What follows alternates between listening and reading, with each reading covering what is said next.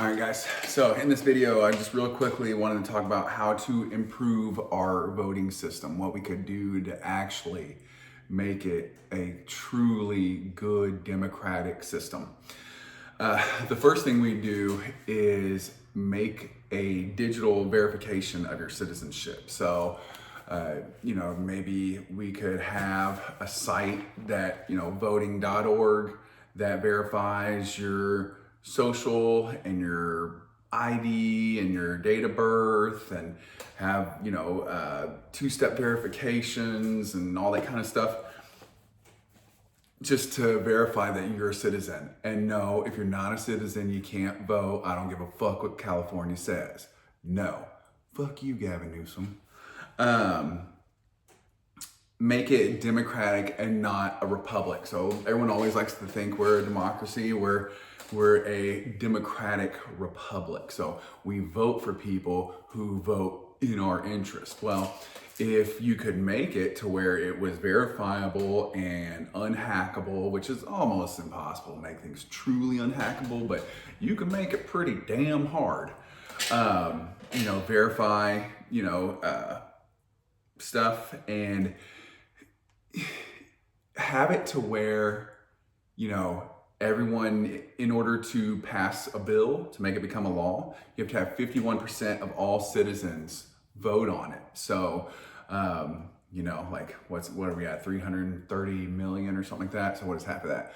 That's 165 million. Well, if 165 million and one person don't vote for it, it doesn't become a bill. So if you can't get a majority of people to agree on it, oh well, talk about grinding the government to a halt and passing a whole bunch of bullshit that doesn't need to be passed in there and lumping a whole bunch of bills together. And that's another thing too, is we vote on one thing at a time. We're not going to lump a whole bunch of things, Everything has to stand on its own merit. Ooh, there's that secret word that Democrats don't like, merit-based. Make sure that it's merit-based. You can't get special privileges just because you're, a minority or gay or a woman or something like that. Like everybody on their own. If you're not strong, smart, and rich, then you better be trying to be. So muscles don't care about your race and your gender and shit. Get strong. Money doesn't care about your gender. I know people say, well, yes, it does. Anyways, I'm getting off on a different tangent.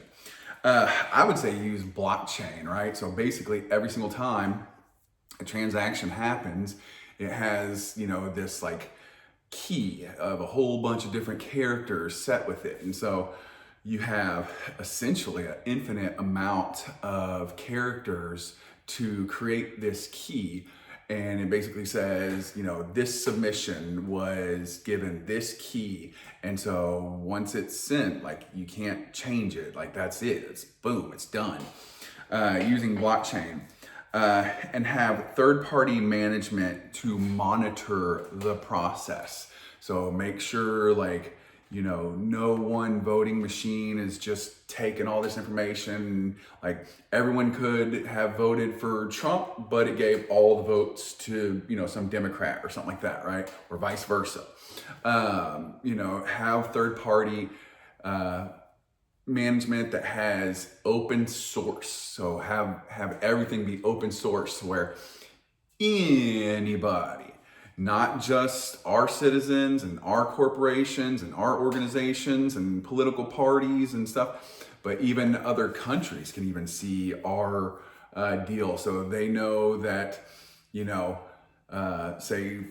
England knows that our elections aren't being manipulated by some other country or whatever, So you want everyone, it's a good idea for everybody in the world to make sure that everybody's voting process is a truly fair and democratic process.